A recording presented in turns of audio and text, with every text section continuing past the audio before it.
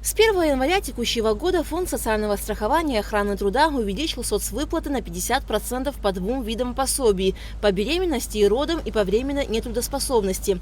Ранее по беременности и родам выплачивали 20 192 рубля, теперь будут выплачивать 30 300 рублей. Если максимальный размер пособия по нетрудоспособности ранее составлял 15 110 рублей, то сейчас его увеличили на 7 тысяч.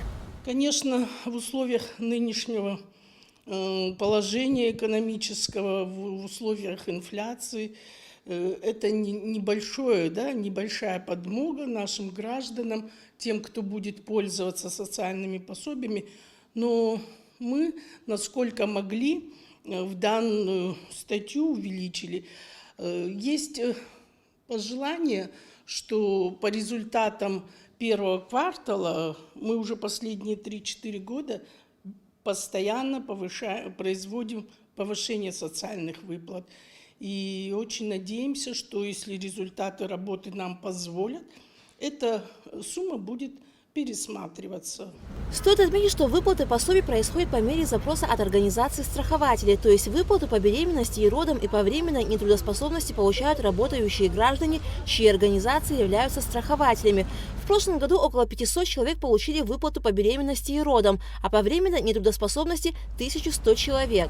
По временной нетрудоспособности 21 миллионов 940 тысяч рублей, по беременности и родам запланировано 43 миллиона рублей. Есть такое пособие, как женщинам, ставшим на учет в медицинских учреждениях в ранние сроки беременности. Данный размер пособия невелик – 500 тысяч рублей.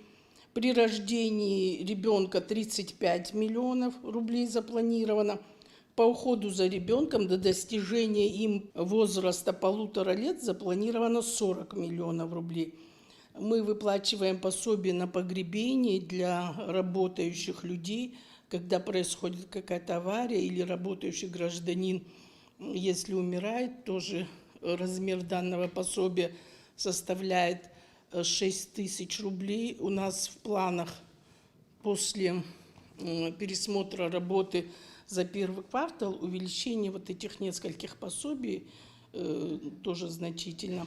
Ну, на санаторно-курортное лечение всех это интересует. Статья в 2025 году запланировано 23 миллиона рублей. Увеличить соцвыплаты на 50% на отдельные виды пособий удалось за счет увеличения доходной части бюджета на 2025 год. За последние 3-4 года вдвое увеличился бюджет фонда. Планируемая сумма бюджета фонда в текущем году составляет 232 миллиона рублей. Они выплачивают с фонда заработной платы страховые взносы в фонд.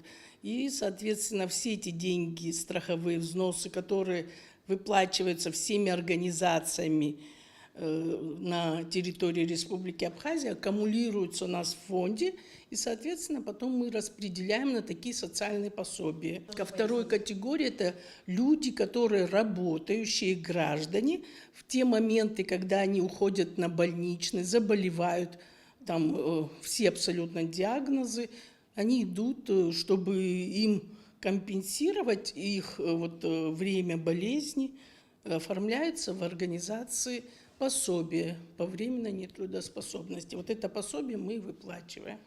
Увеличение выплат по рождаемости в первом квартале этого года не рассматривается. Решение об этом будет принято на основе анализа рождаемости и расходов фонда. По словам Ирмы Чантурья, при увеличении поступления в доходную часть бюджета фонда планируется и увеличение отдельных видов пособий.